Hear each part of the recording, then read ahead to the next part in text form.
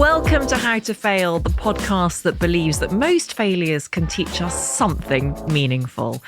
Before we get onto the main episode today, I just wanted to remind you of my subscriber podcast, Failing with Friends, where my special guest and I answer listener questions and offer our advice on your failures. This week, I am joined by the one and only Gugu Mbatha-Raw. Ultimately, do you still feel energized by it, or is it actually, consistently getting you down? Do join in by following the link in the podcast notes where you can send me an email, or look out for my monthly call-outs on Instagram for quick-fire questions. Gugu Mbatha-Raw is an actress who firmly resists typecasting. Growing up in Oxford, the daughter of a South African doctor and an English nurse, she started ballet at the age of 4, but it wasn't until starring as Dorothy in a local drama production of The Wizard of Oz that she decided she wanted to be a performer. After graduating from RADA in 2004, she has taken on a fascinating range of roles.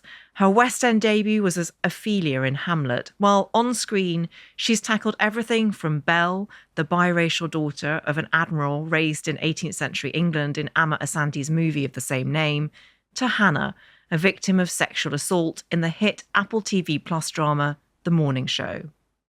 Now Gugu returns to Apple TV Plus with the second season of psychological thriller Surface, in which she reprises her role as Sophie Ellis, a woman piecing together her life after losing her memory in a traumatic incident.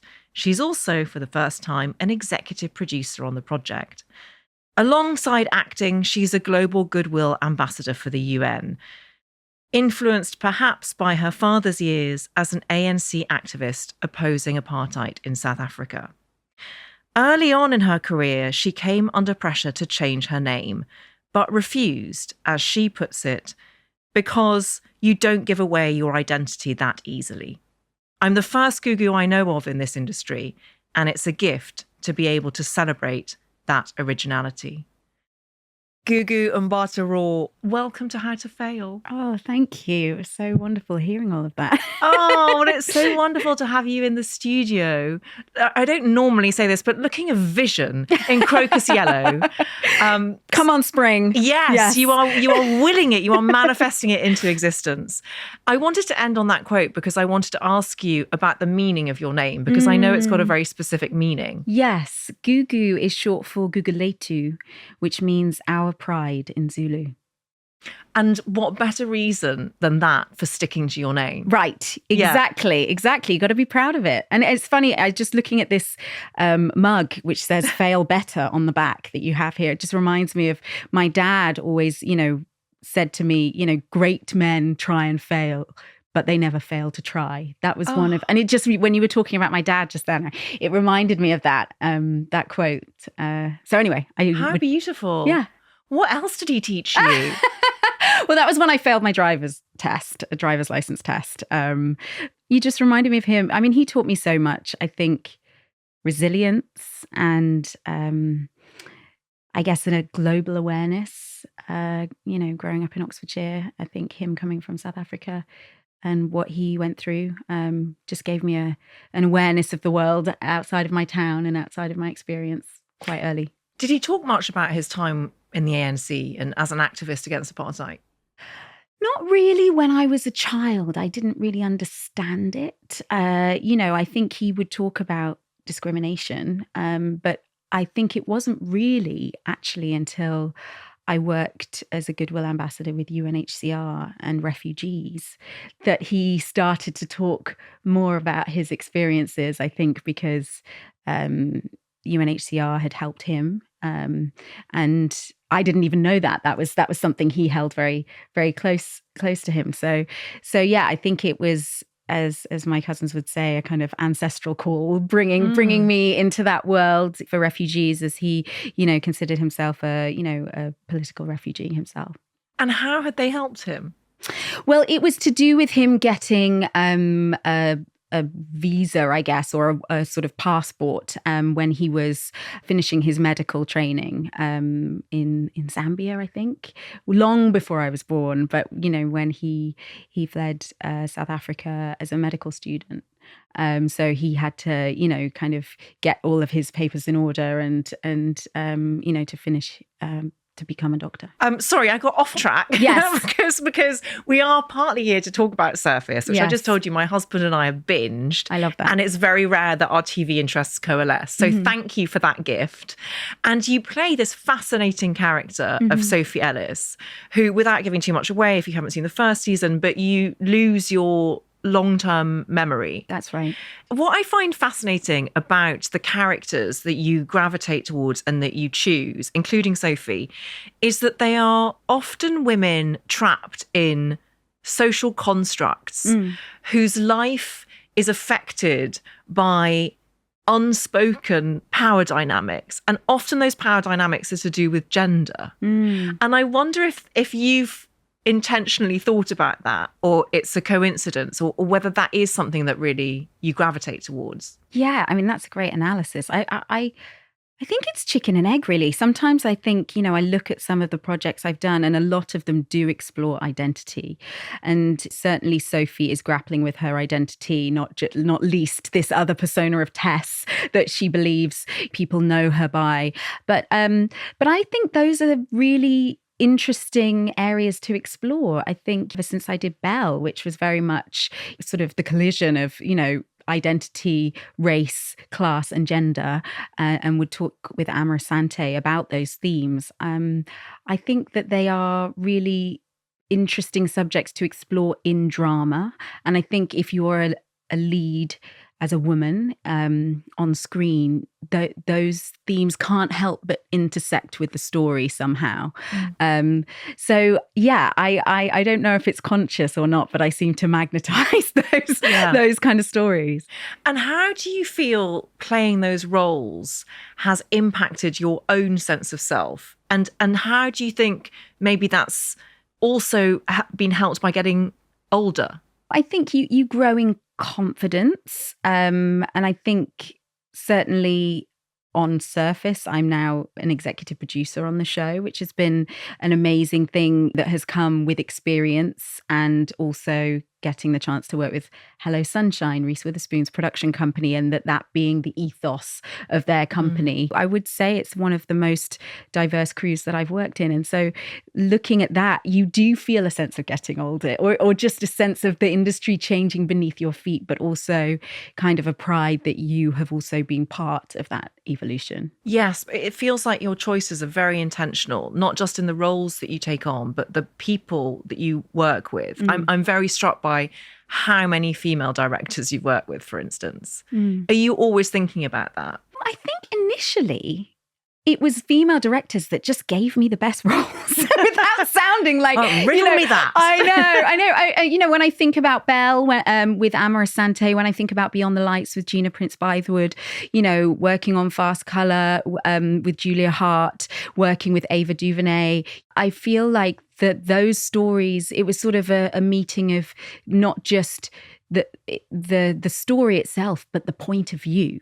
And I think for me, you can have a great female role, but it can still be with the male gaze. What was really interesting with those directors that I was working with, certainly in my first leads in film, is that it very much felt like it was the female gaze, and the perspective of the story was coming through this woman's, the way this woman was seeing the world and how the world was seeing her. Let's get on to your failures. Your first failure is your failure to be a ballet dancer. That's right. So when did you start learning how to dance? I mean, I was probably always leaping around the living room. There's pictures of me as a child in a tutu. But I feel like I probably first had ballet lessons when I was 4. And I was an only child. My mum took me to ballet initially, I think, because she went to ballet as a little girl, and she was a nurse, and I think she probably would have loved to have done something more creative, but also I just had so much energy being an only child. It was a way to kind of burn off my energy after school, and then I wanted to go to tap, and then I wanted to go to jazz, and then I wanted to join the musical theatre club. So but I loved ballet so much, I think, because of the discipline. I think that there was so much structure to it. You know, you started with the bar work and your pliés, and by the end of the class, you were leaping across the room in a sweat. And I took it really seriously. At a certain stage, around sort of between 11, I mean, I remember age 11 coming to London and being fitted for my first pair of point shoes in Covent Garden. You know, it was so magical. But I took about 5 ballet classes a week, you know, between 11 and 15. You do all your grades 1 to sort of 7 or 8. Then you do pre-elementary, and then you do your elementary. And that elementary, even though it sounds like such a beginner's, it's actually sort of the semi-professional. You know, if you pass your elementary, you can get into the Royal Ballet and you can go to ballet school. And all the other grades, you'd get sort of, you know, a whole pass, merit, you know, distinction. There was but the elementary was just pass or fail. And I'd always got distinction from all my other ballet grades. And I did my elementary and I failed. And I was 15 and I was such a high achiever at school. I was, you know, A student, just doing, you know, school in my spare time and, you know, dance and drama after school. And it was the first time that I'd really failed at anything. And I guess aware that that's a real privileged position to be in. But for me, it sort of was a huge moment of reassessing. Oh, right. Like, it's not just going to be one smooth trajectory to the Royal Ballet. You know, actually, that was tough. And oh, wow. Like, I'm not going to be a ballet dancer. I have to actually think about what I love about dancing, and can I do something else that's close to it? And then I was like, oh, well, I like being on stage still, and I like musicals, and there's dancing in musicals. You just have to sing and do a bit of acting as well. So, you know, and it sort of opened me up to that, and then I became a huge musical theatre nerd and thought I wanted to do that for another 3 years, but then that brought me to acting. And I think at the time then I was doing my A-levels and was doing art and English literature, and just got introduced to Shakespeare, and so it sort of led me to an awareness of plays and literature and acting, and sort of finding my voice as opposed to just expressing myself physically. So in a way, I'm really thankful to that first failure, because if I was a ballet dancer, I'd be retired by now. Long retired. Wouldn't be sitting here talking to you. So interesting for a number of reasons. I'm a big believer that any rejection is redirection. And I think you've expressed that so beautifully with that anecdote. That first experience of something not going according to plan when you've put in so much work is heartbreaking. Yes. Yeah. And can you still access that feeling that you had? Oh, yeah. And I think stories, we're sort of told this sort of, you know, this narrative of beginning, middle, end, and it's all going to go in a certain trajectory. But yeah, I absolutely kind of think I'm still quite a physical performer. I think things have got more and more distilled, and I think, you know, from theatre to being on screen, stillness is valued more in a way, but you can still have all of that stuff fizzling underneath. But still now I'll do things and I'll sit in a certain way, or I'll, you know, even doing a fight scene or something, and a stunt coordinator will be like, did you used to do dancing? Because, you know, you just pointed your toe, and we really want you to actually kick some ass, not like point your toe. And, you know, the muscle memory is deep, you know, or how you sit in a chair and move, how you carry yourself. I think it's still within me somewhere. Stays in you. When I was doing research for this interview, I watched a video of you being interviewed on Facebook, and I don't always look at comments, particularly not on social media, but for some reason I did on this one. And the first comment was from someone who went to school with you. Oh, okay. And said the loveliest things about you. Oh. And said you were always so lovely and kind at school, and it's so wonderful to see you succeed. What were you like? How do you recall school?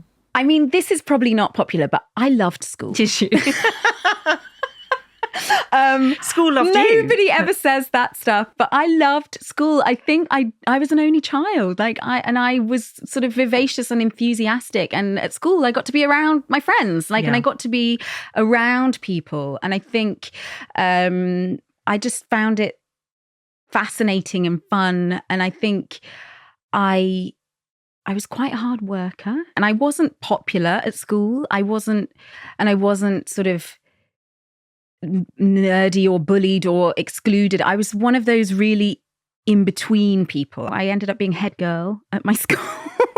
And I went to my local comprehensive, so that meant, you were sort of voted for by the teachers and the sixth form at your school.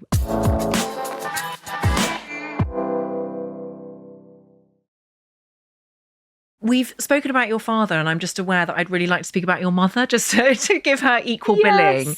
And I get a strong sense of her already from someone who took you to ballet classes, and that was important. What's she like?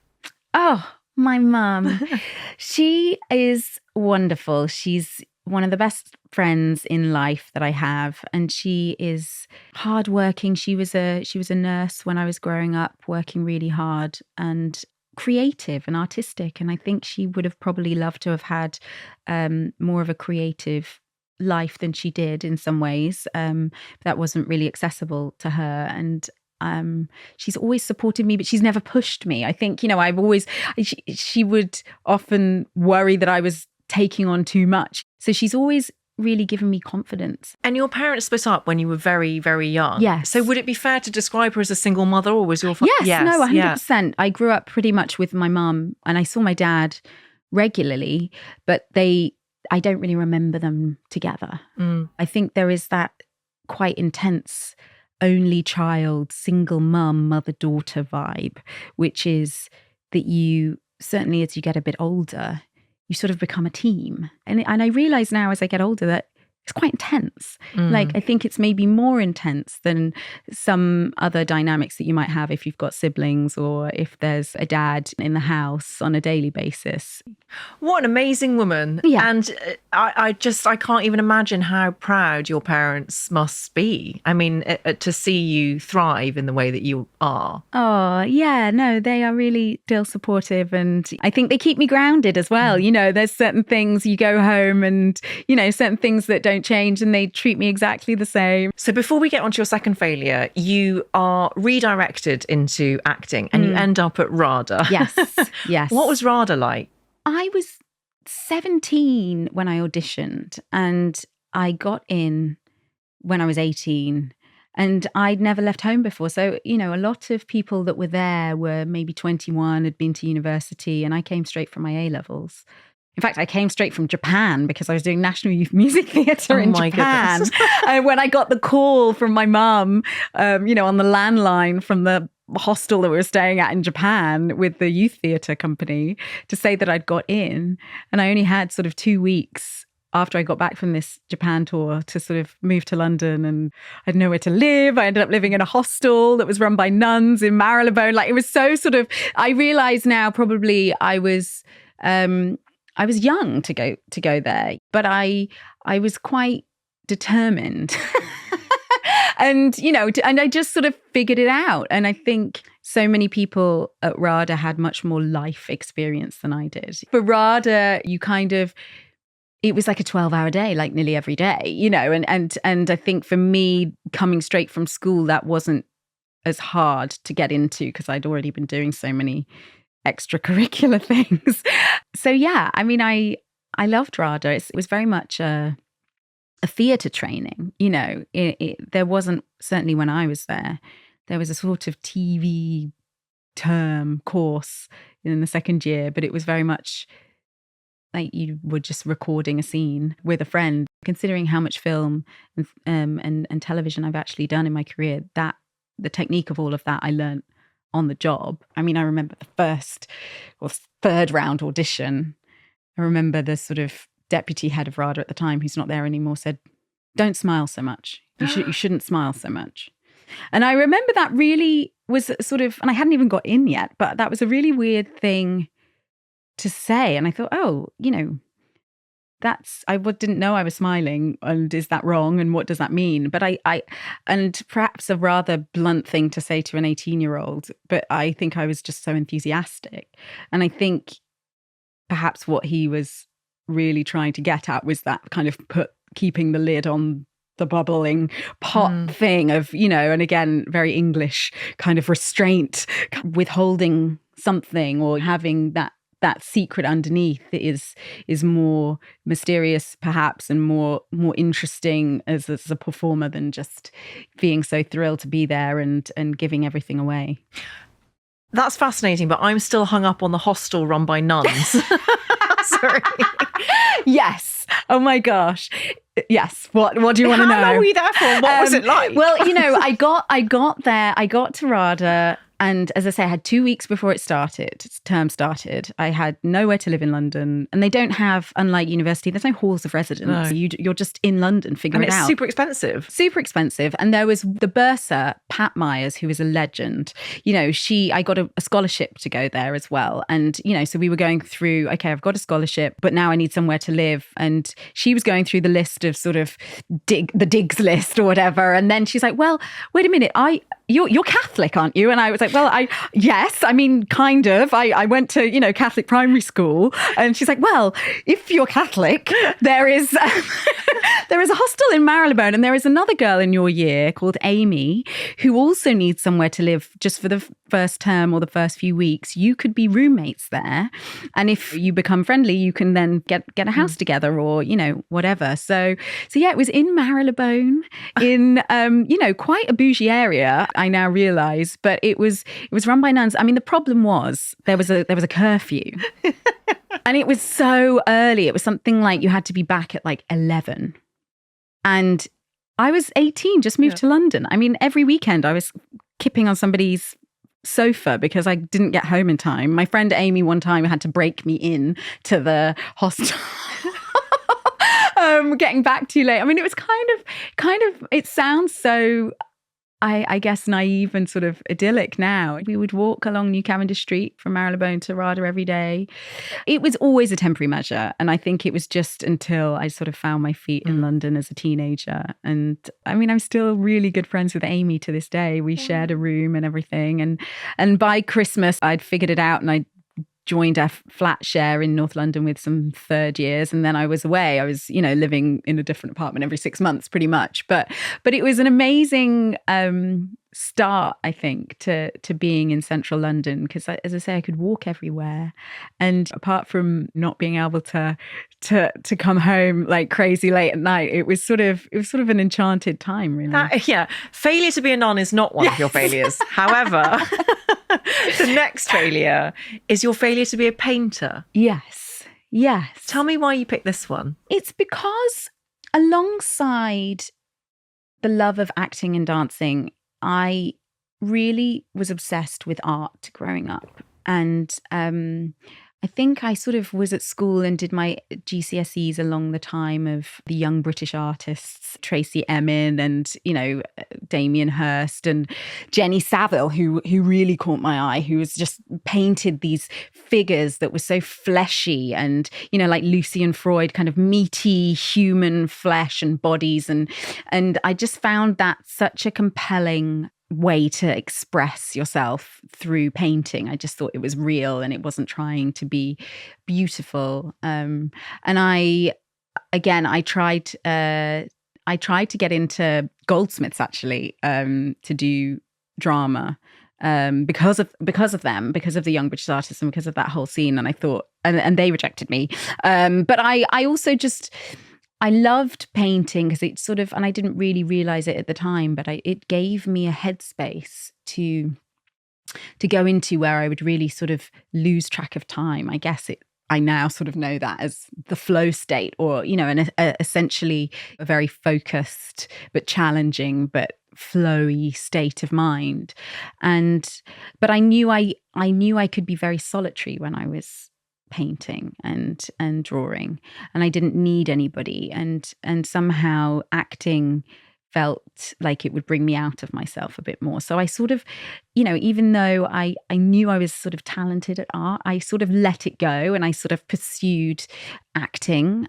And so it wasn't really until the pandemic where I couldn't act anymore. I was in the middle of filming Loki, first season of Loki in Atlanta, and we were on hiatus for 5 months in the end.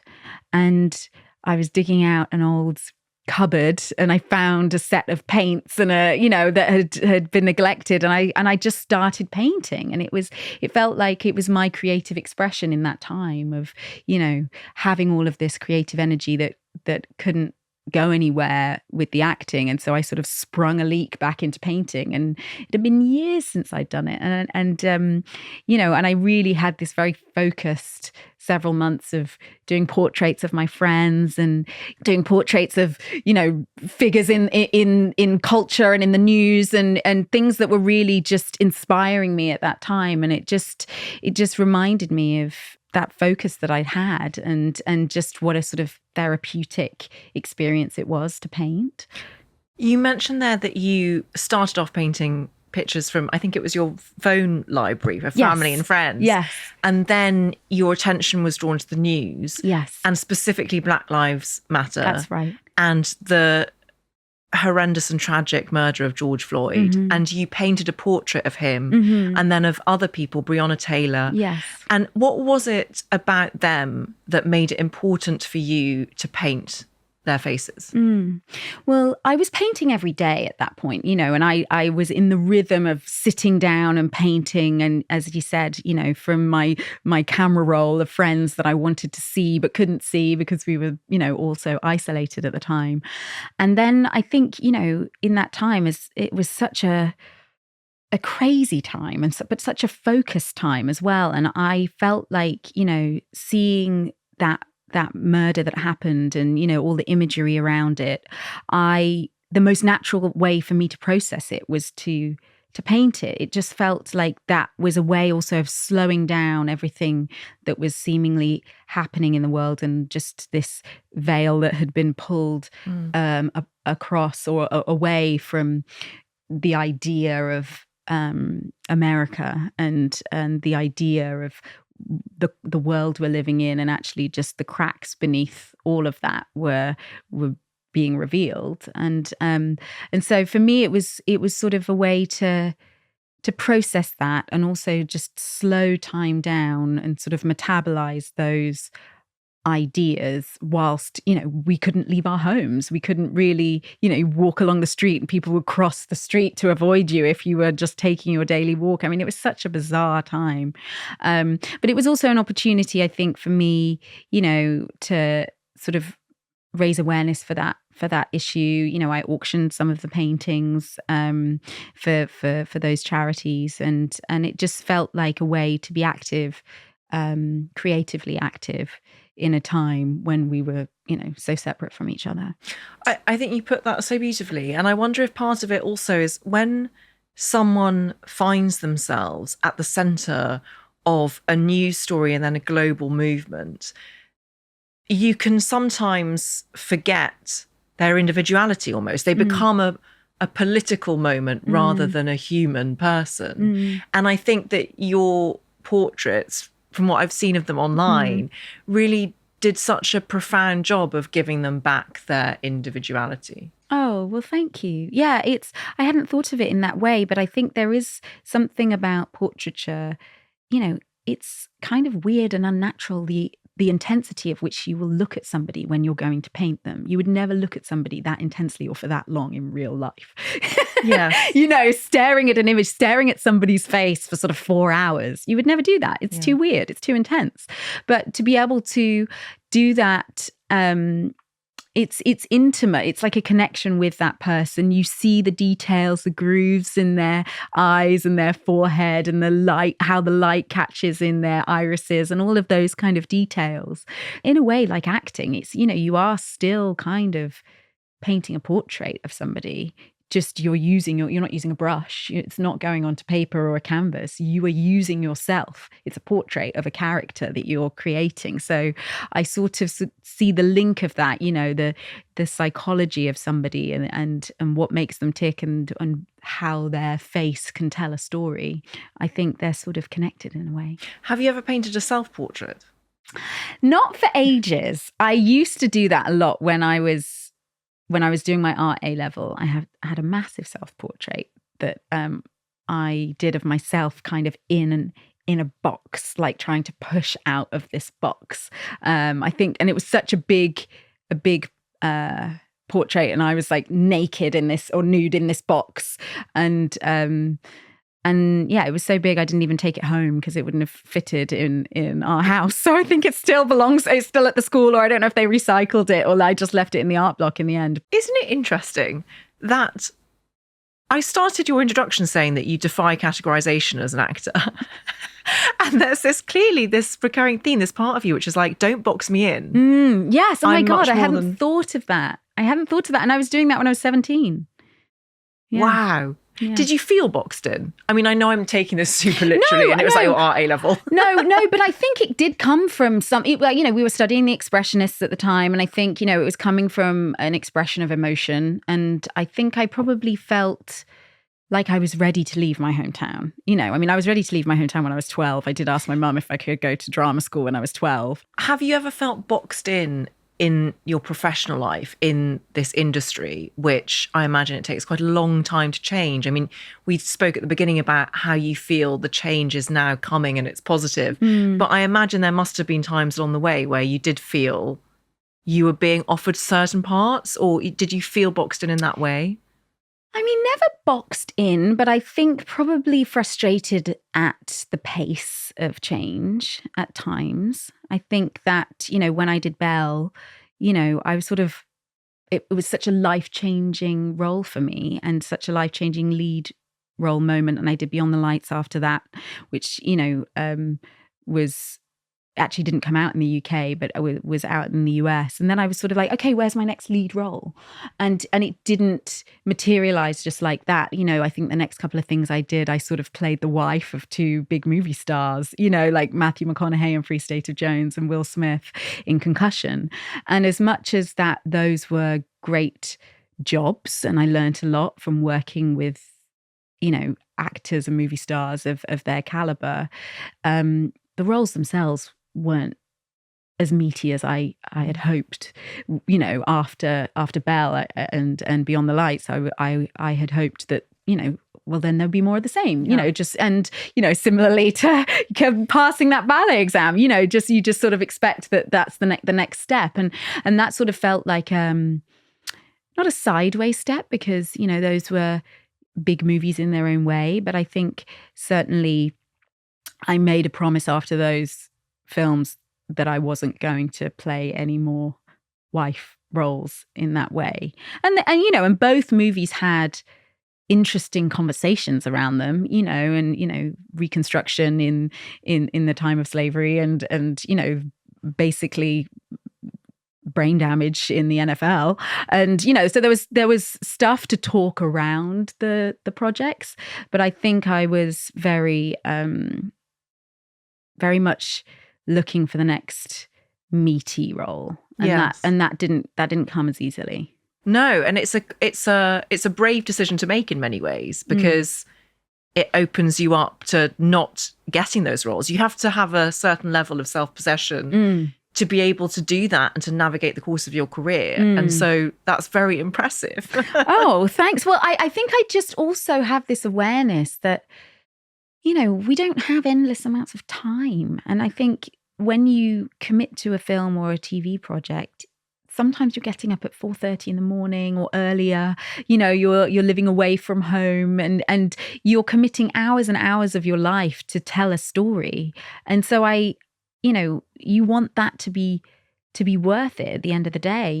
You've worked, as you mentioned there, with some amazing co-stars, Will Smith, Matthew McConaughey, but also Jennifer Aniston, Kiefer Sutherland. You don't have to name names. Have you ever worked with a terrible co-star, like who like, no, I just can't carry on doing this job?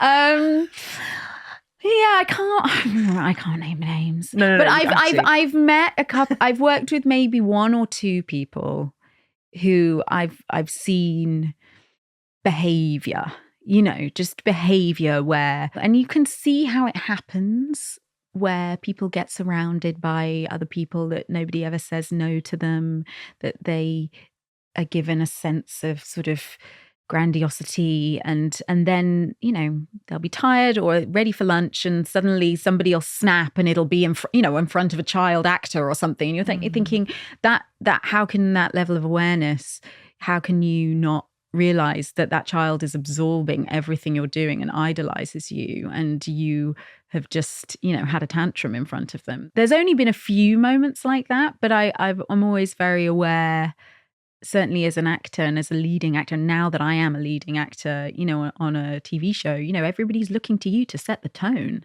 And I think, and it's in a subconscious way, you set the pace, you set the energy, you set what's acceptable on set, you set all of that. And if you allow, a certain kind of energy or a certain kind of behavior, it trickles down from the top in that way. And I've seen it happen. Very interesting, because as someone who's never been on a set, it's so interesting to understand that the magnitude of that lack of self-awareness. And I know exactly what you're describing, because I've sort of been in that, not me personally, obviously, but I've been adjacent to that sort of bubble of entitlement. And it's a very specific flavour. Yeah. And you seem to me to stand in total opposition to all of that. And so I imagine it's a great set. Surface must be a great set to be on. I hope so. I mean, it was challenging because we had a 5-month Oliver Jackson Cohen. Was he a nightmare? A nightmare. Absolute nightmare, yeah. Nightmare.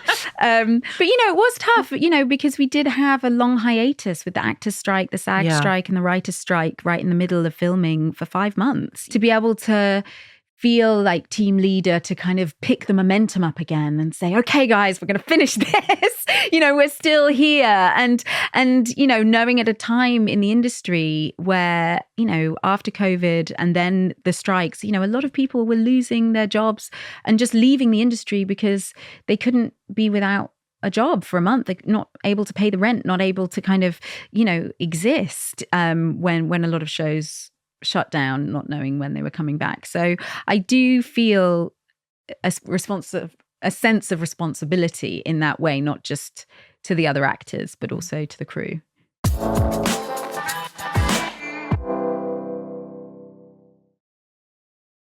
Your final failure, it's such a brilliant one. And I hate to name drop again, but I'm going to. Jamie Dornan had the same one. What? When he came on How to Fail. Yes, No. He's the only other person. Okay. Don't worry, it's a good group to be in.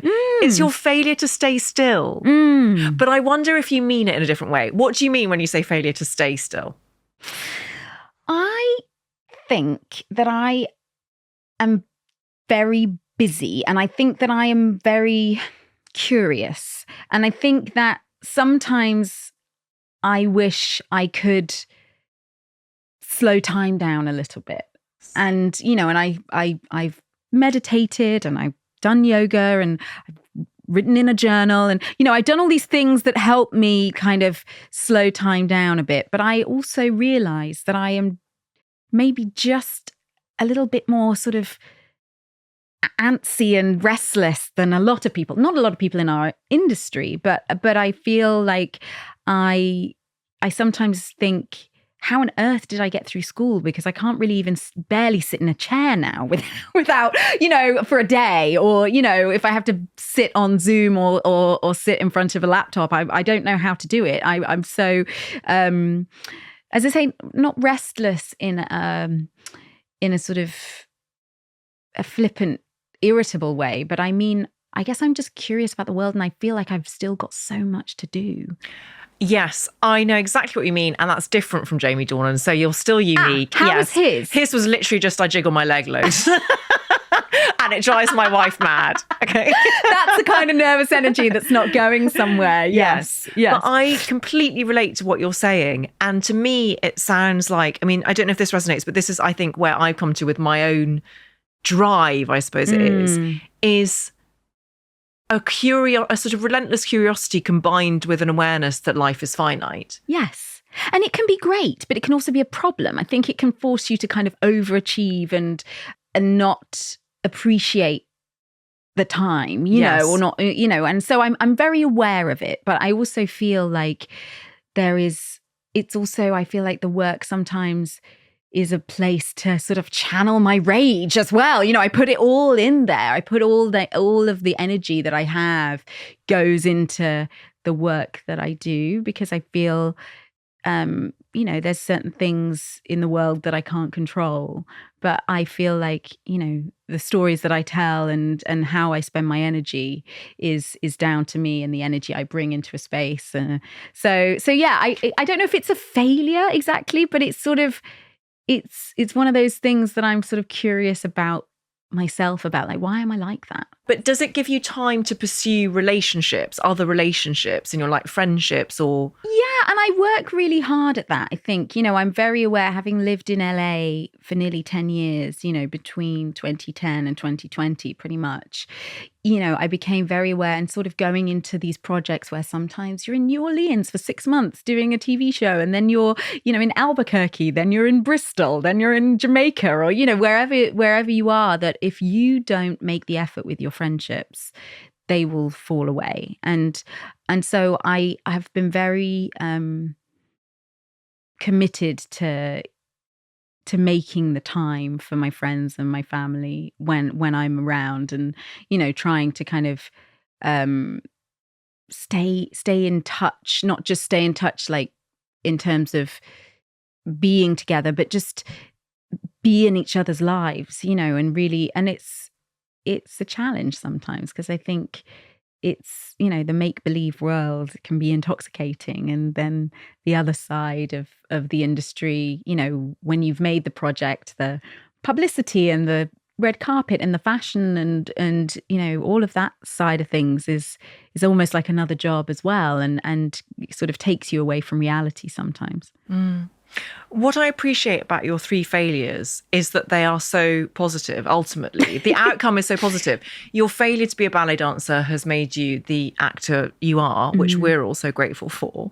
Your failure to be a painter isn't really a failure, because you are a painter. I mean, you have been painting. Yes. And your failure to stay still is the thing that keeps you questing. So basically, in summary, you're a perfect human. Not true. I think it's all about how you look at these things, isn't it? It's all about how you frame them. And I think things that maybe felt like a failure in the moment, I love what you say about redirecting you, because I think that is something I've really learnt in life. Not to say that there isn't ever such a thing as a failure, but I think some things, I truly believe some things are meant for you and some things are not meant for you. And I think you have to kind of cultivate that as an actor, because there's just so much rejection. You're like, oh, right, no, it wasn't meant for me. The stars weren't aligning. And, so I don't know if it's just self-preservation to have that relentless positivity, but I feel like, and I've had some crushing disappointments, and, you don't get to this point in life without going through sad and challenging and weird things. But I choose to sort of try and learn from them, and try and see what they were there to teach me. Beautiful. And you're dispensing more advice like that on Failing with Friends, because you're going to stick around and answer listener questions. But for now, I can't thank you enough for coming on How to Fail. Thank you so much. Thank you for having me. Please do follow How to Fail to get new episodes as they land on Apple Podcasts, Spotify, Amazon Music, or wherever you get your podcasts. Please tell all your friends. This is an Elizabeth Day and Sony Music Entertainment original podcast. Thank you so much for listening.